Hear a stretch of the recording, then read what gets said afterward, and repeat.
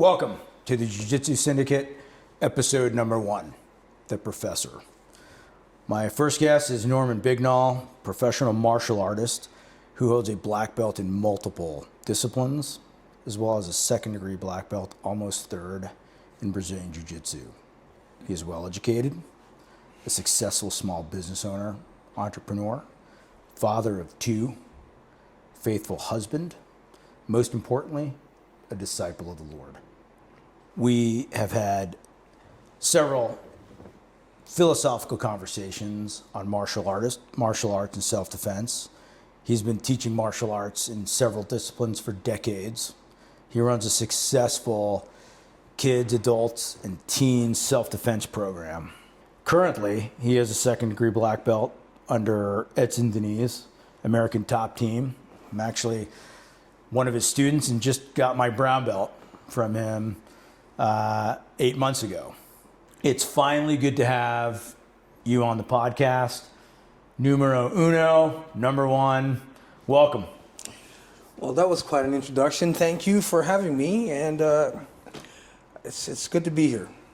Good. All right, so what's in your mind? Jiu-Jitsu can be defined by a lot of people as folding people up like laundry. It's a generic term. You and I recently had a conversation which struck me as a wow. A wow factor because it really brings things in perspective. Jiu-Jitsu was meant to deconstruct other martial arts. Exactly. Yes, Tell sir. me about that. My introduction into jiu-jitsu was different because I received my black belt in 2002 in karate, in Kempo karate, and I was arrogant, man. I thought I was good. I mean, I was good. I had skill, and I thought I knew everything about martial arts until I stumbled across Brazilian Jiu-Jitsu. Wife just had a baby.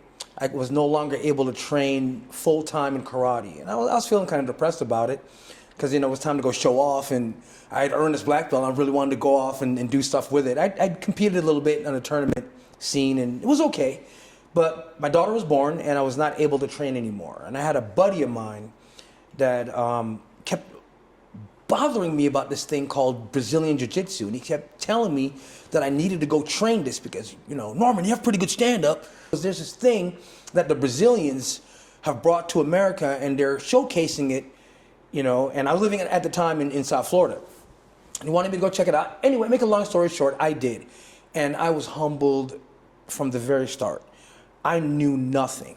When it came to this new martial art that I was studying, I was not even a novice. I was navel linked. I was nobody. And this thing struck me as a technology I needed to master. To me, jiu-jitsu is not even a way to deconstruct other martial arts. It's an actual technological advancement. It's a tool, and I needed to learn it. And I decided to dedicate the rest of my entire life to learning it. It didn't matter how long it took. I really wanted to have this technology. Then again, of course, UFC came out, and Hoist was doing his thing in the UFC, and I'm like, man, whatever that is, I have to learn it. So that's how it started for me. So yes, it is, in my mind, a way to deconstruct other martial arts, but it's way greater than that. It's deeper than that for me. It's not just a technology, and I hate the cliche, it's a way of life. It's a way of life, man, and it is, but it's not a lifestyle as it is a functional technological tool like fire. Like, if we understand how fire works, fire has great purposes. It could be destructive or it could be a benefit to society. And to me, that's what I see jiu-jitsu as. It is a technological device that is used mostly for martial art, but it's more than that. It's for humanity. It's for the betterment of humanity. Because by learning jiu-jitsu, I've met people I would never have ever had the chance to meet organically in normal life. From different stratas of life, from different ethnic groups, from different socioeconomic statuses. I would never have gotten to deal with them if it wasn't for jiu-jitsu. So jiu-jitsu is a way, it's a medium of exchange, it's a medium of discourse, dialogue. To me, it's magical. I know I said a lot, but that's what it means to me. I call this episode The Professor because your jiu-jitsu and teachings are like a university. And I say this because you provide us a curriculum to follow, a timeline of expectations.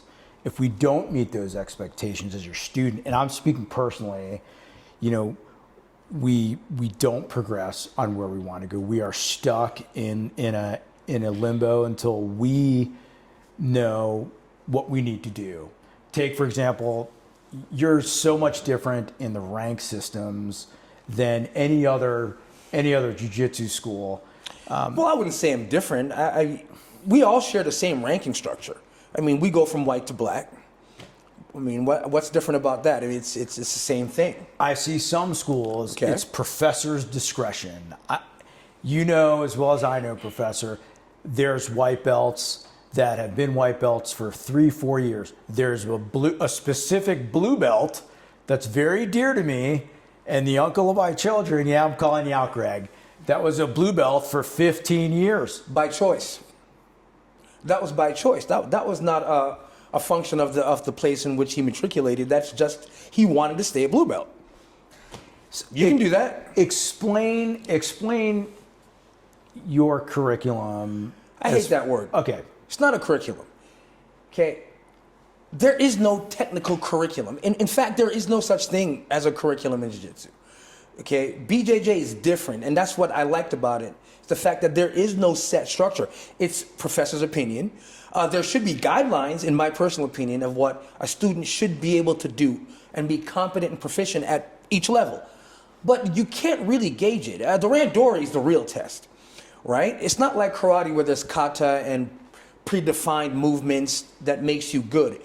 The rolling is what decides that, the Randori. But I like to give my students a guide, but it's not necessarily the only tool. It's just a resource.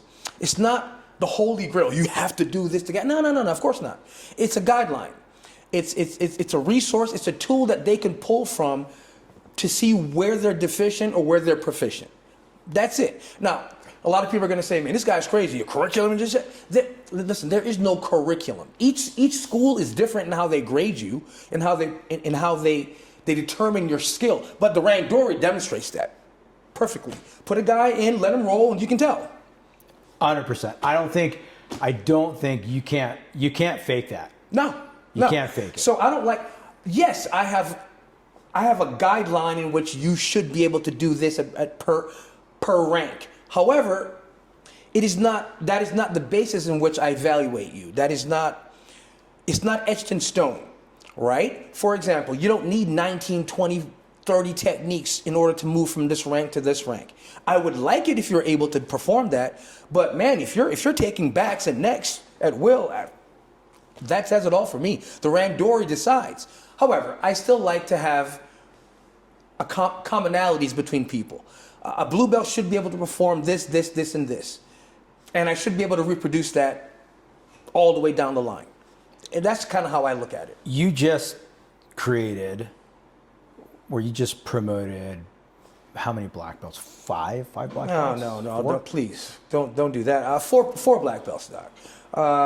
Took over 12 years. I mean, some of them was 12. The majority of them was 10 and a half, but yeah, I mean, I wouldn't say I did that. We both, I think it was a team effort, right? They were dedicated. I just happened to be there. So I provided them with knowledge and time. They provided me with heart and soul. Knowledge and time. Yes. Much like a professor in a university. I'm not trying to universalize or make what we do in jiu-jitsu an educated system. But how you promote us, we're not competition focused. Our competition is the street and self-defense. We train like you fight. There's crossover. I mean, right. We have people that have competed and have gone to competitions. And in fact, I started out that way in the beginning. But as far as my personal vision of jiu-jitsu, like I said, it's a technology. For me, it's something that I want to be I want the little old lady that takes the classes with me and the little tiny girl that takes the class with me to be able to be kind of the same, right?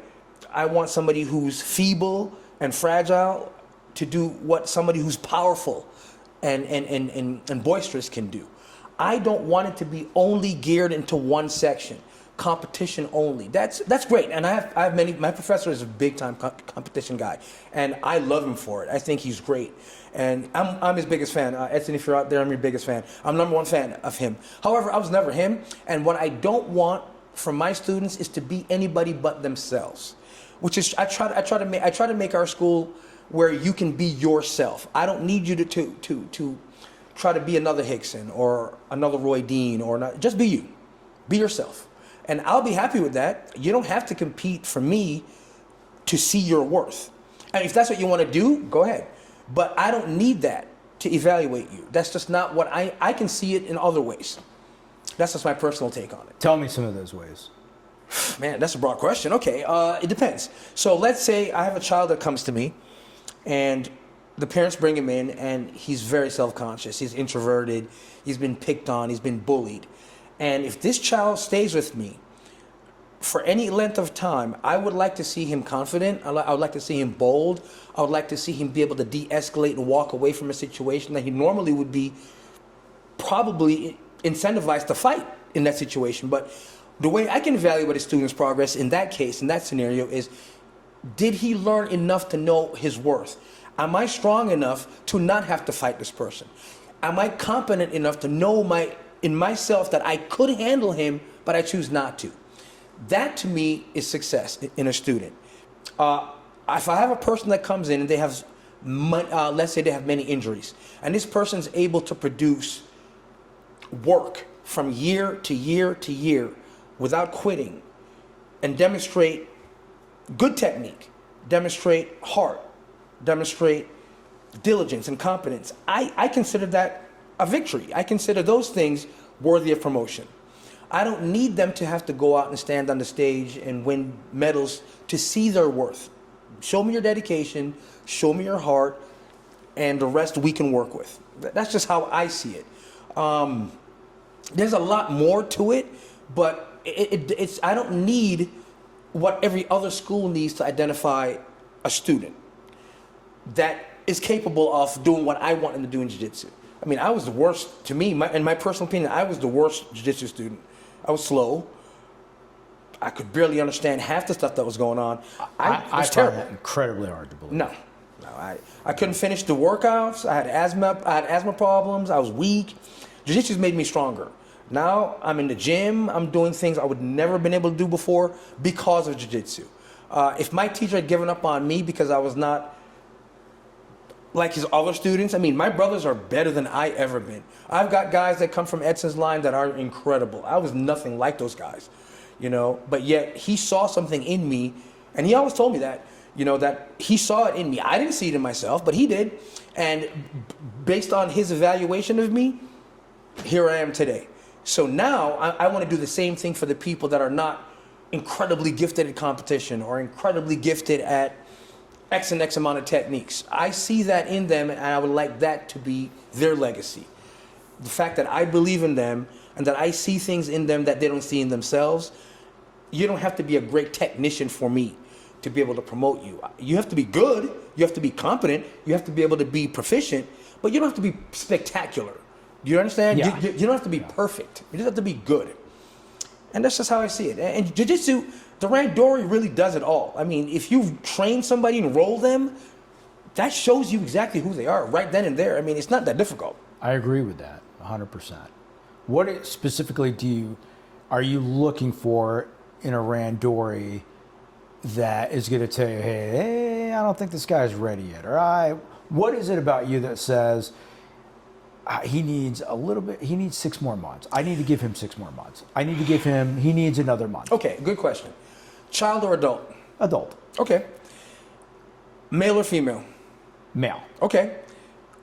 Big or small? Medium size. Medium size. Okay, fine. Great question. Now, I gave you all those different variables because they're different people. If I have a giant guy a large, burly husk of a guy, and he's on his back and he cannot escape basic positions, he needs more time. If you are a big, beefy guy and I put you on your back and you simply cannot get out of my side control, you cannot get out of my mount, you can't escape my back, you need more time, right? So now if you're a little guy and you can do that, he doesn't need any more time. He's good. If I put a big guy on top of a little guy and he's able to recover the guard, he's able to maintain mount, he's able to escape the back, and he's able to keep you in dominant position, that guy's good. That guy's ready. So there you go. If I have a very large person that I put on their back and they cannot escape, to me, you're not ready yet, because that should be your fundamentals. Your fundamentals is being able to escape any pinning position. You can't do it. So to me, that's better than submissions. I mean, it's easy for a big guy to submit somebody on top, but can you get out from the bottom?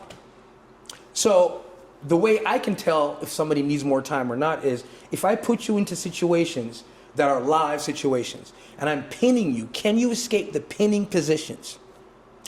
Takedowns are simple. You can slip and fall, get somebody down in their back. But the pin, oh no, that's where it really counts. You know, there's standing positions, guarded positions, and pins. So if I pin you and you cannot escape, you're not ready for anything yet. You have to be able to get out, because that's reality. But do you judge that at, there's a certain way, I think, from blue belt to escape, to purple belt, to brown belt, to black belt, right? How do you, to determine more time as a white belt? We do a transition belt to green. When you're randoring, when someone's randoring from white to transition to green, it's fucking hard to escape someone that's pinning you, especially, if they're a bigger person and they're a higher level, it's going to be tough. But I could see where you're saying, hey. Well, okay, fine. Since you say it like that, yeah. To me, it's very simple. From the white to the blue belt, your only function, your only job is to escape. I mean, in all reality, you're not going to be able to submit anybody above you, realistically, unless they're giving you the position. So anywhere from white to blue, the majority of your time should be spent on navigating the bottom positions, getting out of pinning positions. That's it. So now at blue belt, now you're able to move around a little bit. Now that you're able to escape, now we can work on your combinations. Movements. You should have 2 moves per position. 2 escapes, 2 submissions, 2 sweeps, 2 takedowns. 2s, right? As you progress, let's say you go to purple belt. Now everything's 3. 3 of everything. 3 escapes, 3 pins, 3 takedowns, right? So that's kind of the way I see it. If you're a brown belt, you should have 4 or 5 different ways to get out of something. 4 or 5 different ways to trap and pin and hold somebody down. 4 or 5 different ways to take somebody to the ground. That is the way I see it. So if you are a white belt, your only function, in my mind, is you should be able to escape from the bottom positions. And if you cannot do that, you need more time. You can be really good at getting an arm lock or any kind of other submission, but if I see that you cannot escape, then you're not ready. If you're a blue belt and you don't have two combinations or two of any movement, you're not ready. If you're a purple belt and you don't have 3 of each thing, you're not ready. So it's kind of like the way I break it down in my mind, right? Yeah. So, I mean, hopefully that helps. But yeah, that to me is what a blue belt, a purple belt, and a brown belt should have in common between all the different schools and all the different ideas of how jiu-jitsu works. The commonality should be sequential flow. Do you have 2? Do you have 3? Do you have 4? Do you have 5? Per rank. As you've come up through jiu-jitsu, you've been a black belt for how long now? 9 years. Almost 9 years, yeah. And you've been doing jiu-jitsu since 2002. Getting my black belt in BJJ was better than my university degrees. It's better than all my other degrees I've ever gotten. Why? Because it cost me so much. It cost me so much time, so much energy, so much pain, so much effort, self-doubt. Oh, God, I can't describe how terrible the process was. Horrific. It's one of the worst and best experience I've ever been through. It is a demoralizing experience. It's also a rewarding experience. It's got these 2 tangents. One at the very end of horror and the other end of bliss. I don't know how else to describe it, but to me, it's something that I really wanted to spend the rest of my life pursuing. Not necessarily competitively, but more philosophically. Now I'm at the point now where I'm an older guy. You know, I'm pushing 56 soon. Body's not the same, mind's not the same. But man, what I have gotten out of jiu-jitsu, and I tell my teacher all the time, I tell him, thank you so much for what you've given me. You gave me a gift I cannot possibly pay you for. Everyone has their signature shtick, right? And I don't mean to disrespect it by calling it their signature shtick. I personally am enjoying chokes now. The gi, I look like a hobbit with the way my fingers are now. So I like no gi now more than I've ever liked anything before, only because of age. I mean, I know some of you guys are purists with the gi. I'm old, man. I like my fingers. And it's like, I really like the no-gi game now, meaning I love my overhooks, I love my underhooks, I like my basic little, seatbelt control. I really like that lockdown, man. Go for the dog fight and come up. I love it. Sure. So that's what I would do. So that's my game. I hate that word. I hate game. My body responds better to that. I got sciatica, I got this. I'm better on this side than on this side. See, you're not old enough yet. So when you get old enough, Doc, you're going to prefer one side over the other. So, the nature of this podcast is meant for older grapplers, and we talk about injury mitigation, injury management, tapering our jiu-jitsu for our bodies, maximizing our jiu-jitsu to our body's potential to avoid injury. Okay. Number one, your body has to be first and foremost your main concern. If you're injured, you're not functional. So you have to mitigate damage. Take the glucosamine, take the chondroitin. Some of you guys are doing peptides, collagen, whatever. Use that. No, I'm serious. I'm being very serious here. Okay. Take your supplements. Okay. After that, get into a decent gym regiment. Get into a gym and hit the weights. Then learn to take strikes. A lot of you guys, man, I'm not gonna go to stand up. You should. Why? Because if I punch you in your gut, if I kick you in your liver, dude, your jiu-jitsu's gone now. If I kick your thighs, if I kick your hips, dude, a nice place kick in the hip, you're going down. Now I'm gonna mount on you. If I punch you, so I need your body to be secure, right? I want you to be able to take external damage before we go to the ground. So my biggest thing to my students, for older, especially older guys, get into the gym. Get rid of your bare gut. That's my advice. Get rid of your gut, get into the gym, hit the weights. Just taking your classes, a lot of our students have lost a ton of weight. It's a lifestyle. That's not me, that's Ozempic.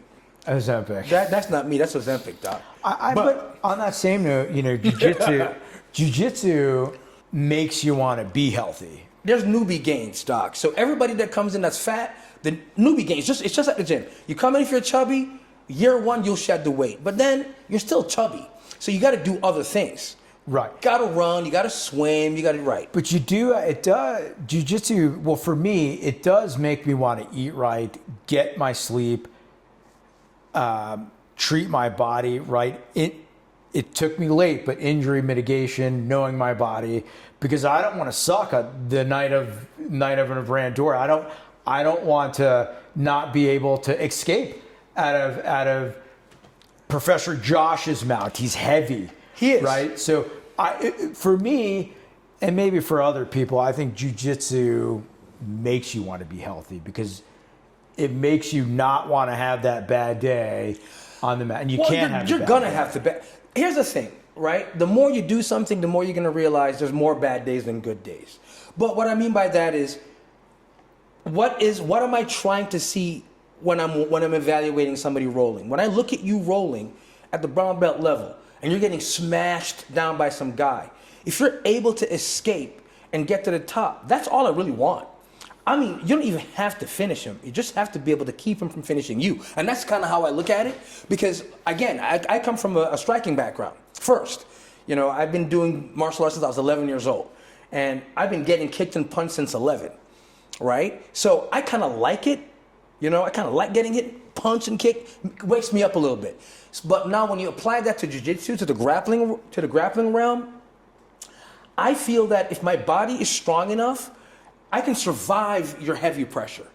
I can survive the pinning positions if my body's strong enough. Now, if I have really good gas, if my gas is good but my body's weak, I'm gonna tap to the pressure.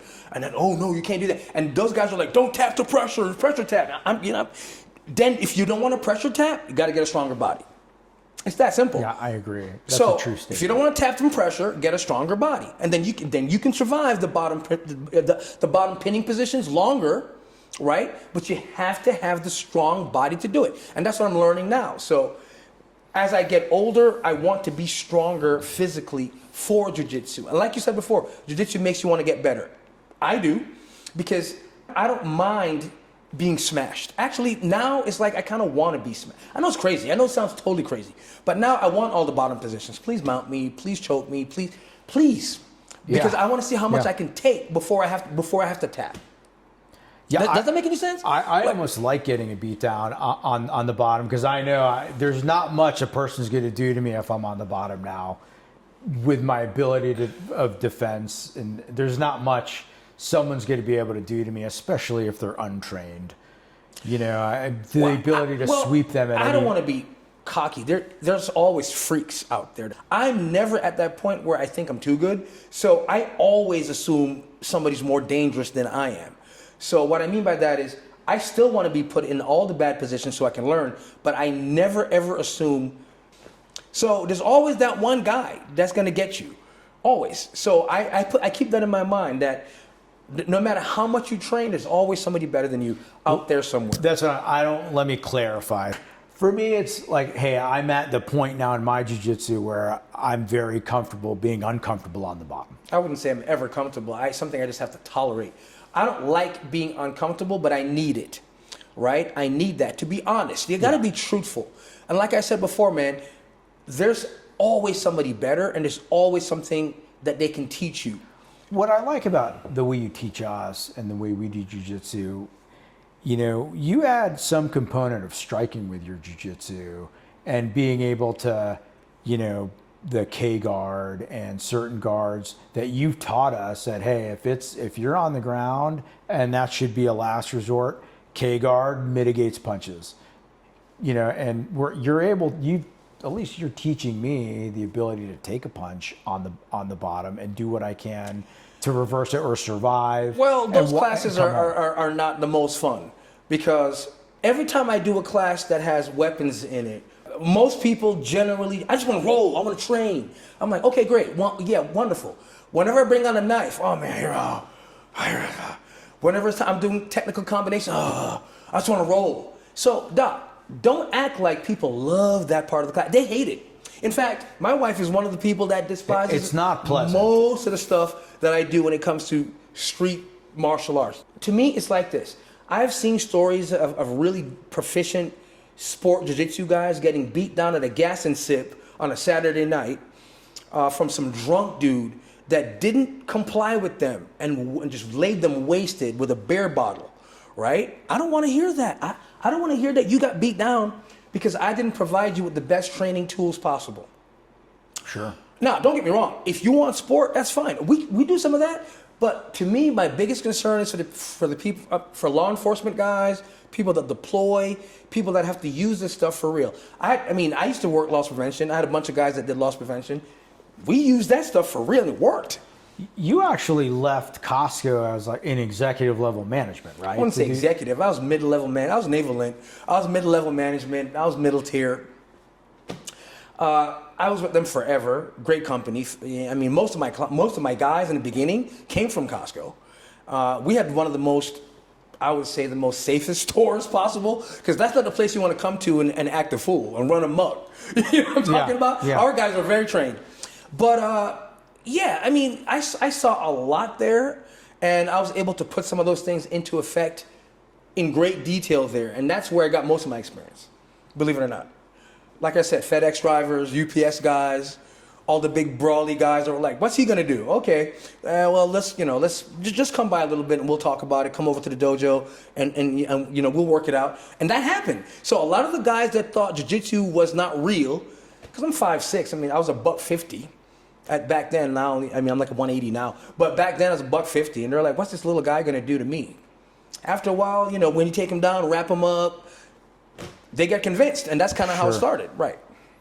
How are you able to run such a successful business where there's a martial arts school, jiu-jitsu school, not in every corner here, especially not in Buford, but tell me what your secret to success is as far as being a martial art school owner. What do you define as success? I wouldn't say I'm wealthy. I'm definitely not that. Successful in terms of the fact that I've been open for 15 years. Now that to me That's is very great successful. success. Yeah. Because I've seen a lot of people rinse out since I've started. You know, success is a powerful definition of success. To me is staying open for over 5 years is successful to me. Being able to transmit martial arts philosophy and ideology to a couple generations of kids, because I've had children from my daughter's age, because they all started with me at like 7, and I've been through 5 or 6 iterations of those kids, high school kids that gone into college, and it's amazing to me. I guess I would call that successful. Financially, I'm okay, right? I'm not rich, I'm not poor, I'm okay. My success to me is my students, right? So we started out in the daycare system here in Georgia, right? My wife would book us daycares, and then we would go in there and perform and do our show, and then we would get summer camps, and then we went to Bernal University, and then we had all the Montessori schools. So it was kind of like I was a clown for a while. I mean, you have to be a clown. So I'd go in there and, Fozzie Bear type environment. You know, you're not really taken seriously, but it's something for the kids. Most people came to me by blind luck. So I don't attribute that to me being a successful businessman, as it is I was extraordinarily lucky that I had word of mouth. Because most people would come in and they're like, is he the instructor? Doesn't look like much. I mean, he's a martial arts black belt? That guy? Jiu-Jitsu? Because you gotta understand, Jiu-Jitsu, number one, I'm not even Brazilian. I don't have the accent, I don't have the, hey, my friend, I'm a Jamaican guy, right? So, well, he doesn't look Brazilian. He doesn't sound Brazilian. He knows jiu-jitsu? Really? So the way it kind of happened was my teacher would come up here every 6 months. My teacher, Edson. And he'd bring some people with him, and he would be the one that actually made the students. Because I couldn't promote anybody. Not in jiu-jitsu. I was a karate black belt. But my teacher would come up, and he would do all the promotions, and he was the name, and he was the face. And I was just the dude that was there. Edson. Edson Professor Denise, Edson. yes. And Edson was the one that kind of brought that jiu-jitsu thing in, because I was just a regular karate guy. Edson was a jiu-jitsu guy. And Edson is pretty well known and had a lot of friends in the Atlanta area and stuff like that. But I would say luck is what I would say. Pure luck, blind luck. A lot of people supported me. I mean, I had people that really liked me and backed me. And I had a lot of support from outside. I had people that liked how I taught, they liked my style, they liked the fact that I was kind of like a simple kind of guy, and they pushed me out there, you know? So I think that's what kept me afloat mostly. I mean, prime example of that was when COVID hit and we closed up. That night, I had guys cash apping me immediately. You're one of those guys. I had 4 guys, ding, ding, ding, ding, ding, ding, ding, ding. I mean, you can't survive without people like that. When COVID hit me and I lost I would say 90% of my clients in one night, I was like, no. Like 90, it took me 10 years to build that business. Yeah. 10 years. It was all gone overnight. But I had 20 guys left, and they were all, man, where can I send that? I didn't even know what Cash App was. Hey, man, where can I send that money? And it was like ding, ding, ding, ding, ding. I'm like, wow.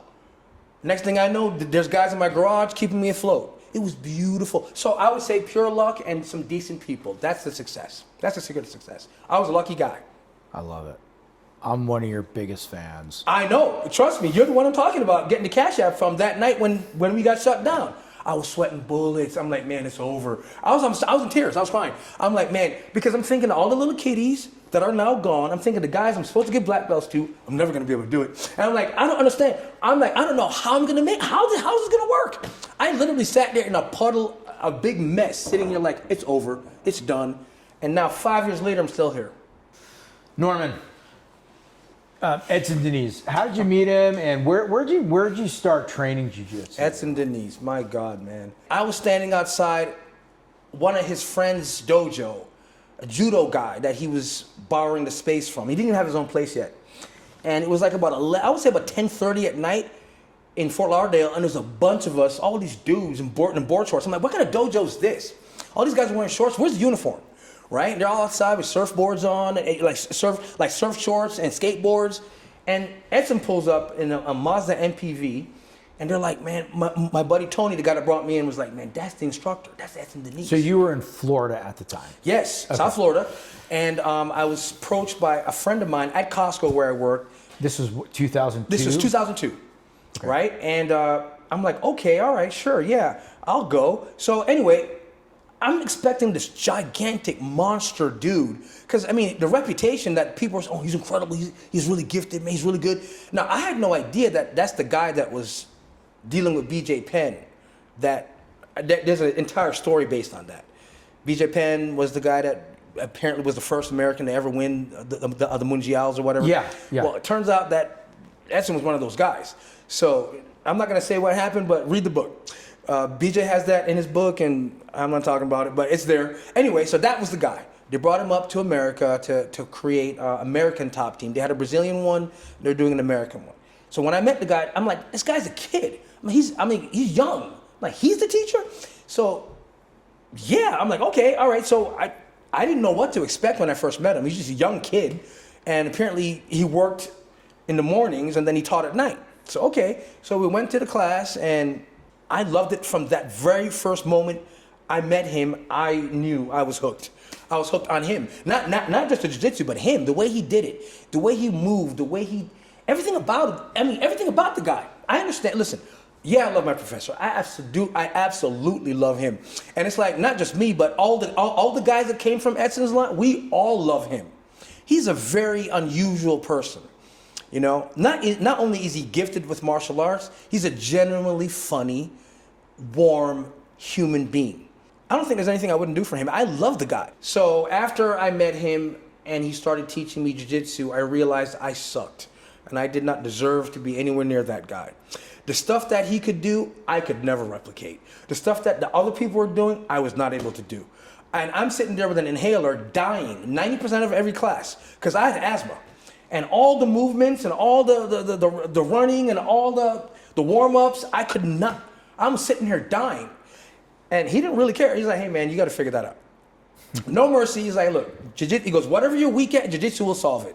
Okay, if you're weak here, jiu-jitsu will help you. But don't quit, don't give up, keep working. So that's kind of how I met him. I met him by a friend, and I liked him immediately. There was not one thing about him I didn't like. And how'd you make it up to Georgia?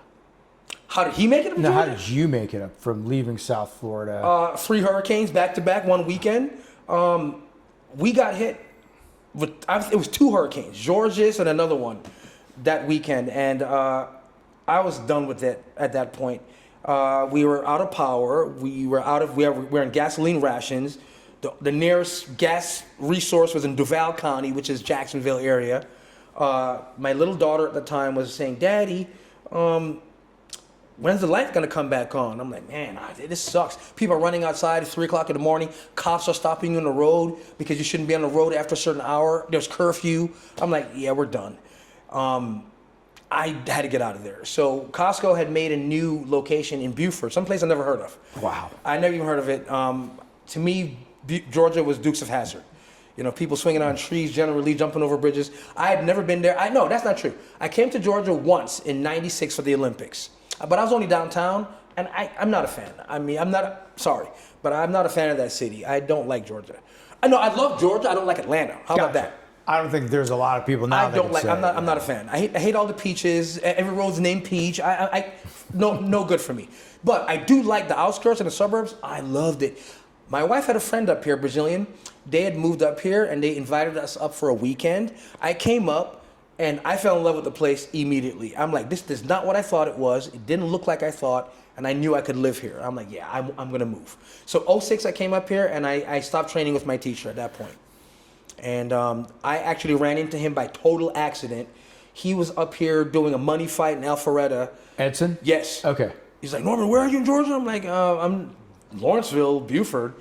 It's not near Alpharetta? I'm like, yeah. He's like, well, dude, I'm gonna be up there, man. Can I stop it? I'm like, yeah. So it turns out I was already teaching karate in my buddy's basement, Edson came through and gave a little mini seminar to us, and we were addicted. We were in love then. So that's how it kind of started. He's like, dude, we should do something, regular. I'm like, yeah, I guess, okay. All right. I wasn't teaching jiu-jitsu. I mean, I was teaching them a little bit, but I was a white belt. I didn't know anything. Yeah. So Edson said, let's put something together, and we did. And it kind of started like that. Every 6 months, he would come up and grade people and evaluate and do whatever. And it got to the point where I would fly down there to see him, and I'd bring some students from up here to his school. And it kind of started that way. And then we kept doing seminars on the regular. And that lasted all the way through to my black belt. What's the biggest thing from 2002 to now? What's the biggest thing that you've seen jiu-jitsu change?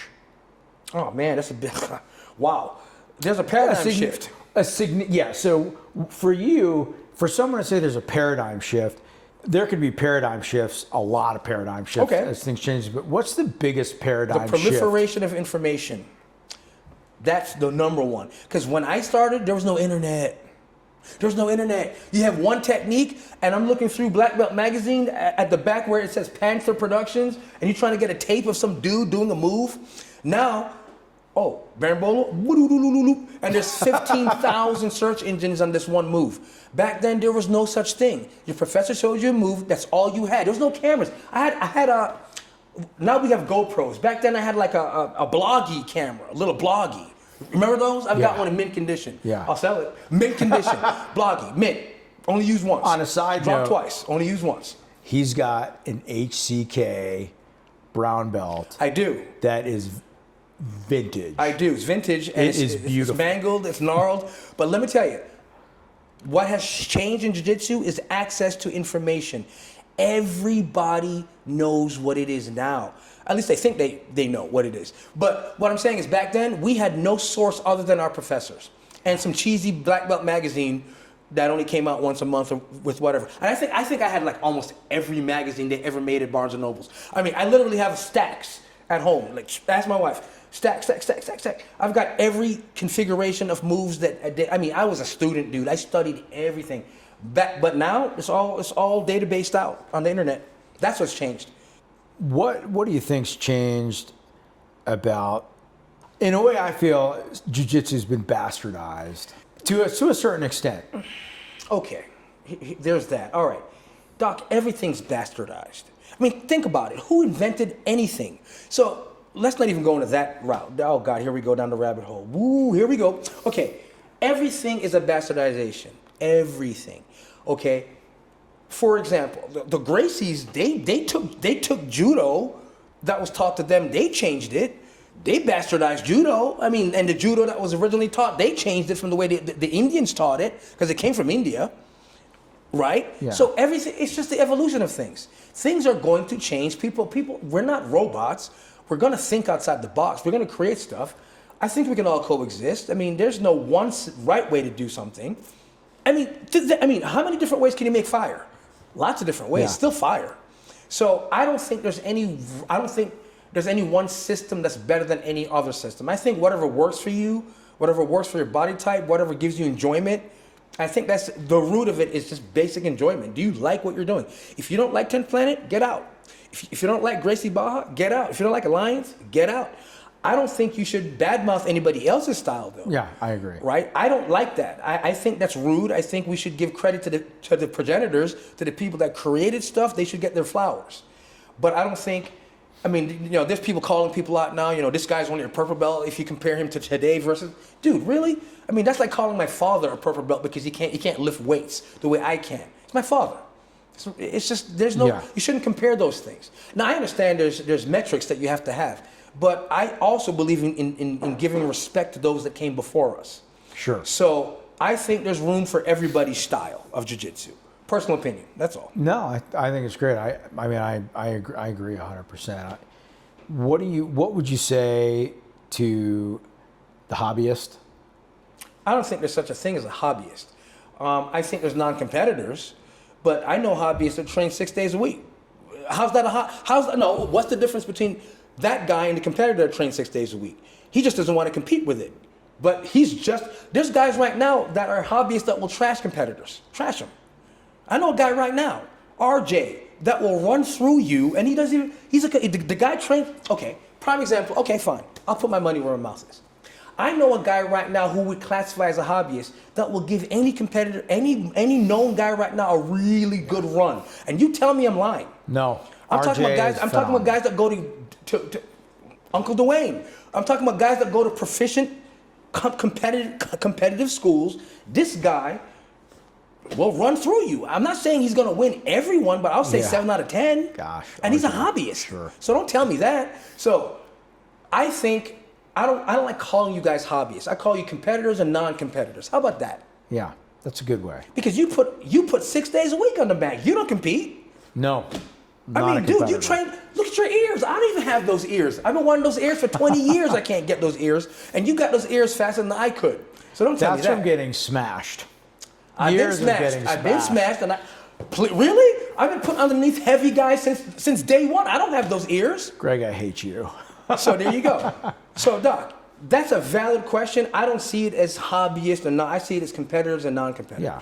I think there's guys out there that train harder than competitors. They just don't compete. What do you tell the 45-year-old guy right off the street that walks into your school and says, "Hey, I've got kids. I've got a professional career. I want to learn jiu-jitsu." What would you tell that guy? The same thing I tell them all. I said, "What do you expect from me?" And then I give the expectations from them. I tell them, "Are you sure you're in the right place?" First things first. The first thing I tell them is that I'm not a competitive school. That's the first thing. That's what I love. That's the very first thing, off the bat. Yeah. So I've had people come to me all the time. "I want to train with you." I'm like, well, we're not going to compete. Why? Because I don't want to hear this 3 months down the road when we're already good together, we're friends, everything's great, and then you're like, "Doc, Norman, when are we going to go?" We're never going to go down there. We're never going to. And there's nothing wrong with competition. I'm tired, bro. I don't want to go down there and spend 9 hours. I think I'm better off doing other things with jiu-jitsu. I think I'm better off just writing books. I think I'm better off just showing what an old guy can do with a half of a leg. What would I tell him? First things first. Why did I get the honor of your business? There's 15 other schools you could have gone to. Why am I so special? And that's what I would ask him, because I've done that. Why did you choose me to be your teacher? Then, what do you expect me to do for you? Then I hear his answer, and then at that point, I normally dismiss them. You need to go here, here, or here, because they're going to give you what you want. We can't meet halfway, because you see jiu-jitsu a certain way, I don't, and we're never going to meet. So you're not going to be happy with me. I think that's what makes you successful, Norman. Keep using that word. Is your successful as in rich, or success as in success for me is family, people that look up to you and respect you. I don't know about all that. I'm a martial artist. How about that? People that want to get taught by somebody. People that ask for someone for, entrepreneurial, scholarly, personal advice, and honesty. I think if you don't have your character and integrity, you have nothing. But the fact that you can tell somebody, "Hey, this is what I offer," and I don't think we meet. Not many businessmen would do that. Okay, better example. Do you remember that scene in Eddie Murphy's comedy sketch Raw? Yeah. Where the kids went to McDonald's and he saw a burger. Man, he had everything: all beef patty, special sauce, lettuce, cheese, pickles, onion, and sesame seed bun. And then he goes home and the mother's like, "I'm gonna make you a burger," and there's a pan full of oil, and it's greasy, and the meat shrunk down, and the bread doesn't even look the same. There's no special sauce, no lettuce, cheese. It doesn't look like it doesn't look like what he saw at McDonald's. It doesn't look the same. So in his mind, the burger looks like this. He got home and the mother cooked the burger. It didn't look anything like he thought. Well, that's what I'm asking you when I first meet you. When I interview you, why I'm so special to be your teacher, why did I get this benefit that the other guys didn't get? And you're telling me that you see yourself on the podium all blinged out, iced up like the Titanic? And I'm telling you, bro, it's never going to happen here, man. You got the wrong guy. What's your next? What projects or what things you have going on next? Well, in my mind, I have certain things, but in actuality, I've got some things lined up for this year. I mean, I'm trying to expand the way I do my business. I'm trying to take. I have a few opportunities to where I'm able to be put in front of some people right now, and I would like to kick off my self-defense system that a friend of mine told me I should get into. So I'm kind of looking at trying to make that a thing. I want a book. I want my 2 brown belts under me to get their black belts and get out of my face because I'm tired of those guys. I think after I'm done with my next 2 brown belts, I should be good for a while. I've got a couple guys close to black now. I don't think it will be very, very long. So yeah, I want to get business a little bit better in terms of finances. I want to write my book, and I want to get my system, which we call Vanguard Self-Defense Systems, off the ground and running. So that's about it. Excellent. Yeah. Well, let's wrap it up here. Thank you for being my first guest. Thanks for coming on. Appreciate you having me. Hopefully many it was more good. videos and content to come. Like and subscribe, guys. Thank you. All right, thank you.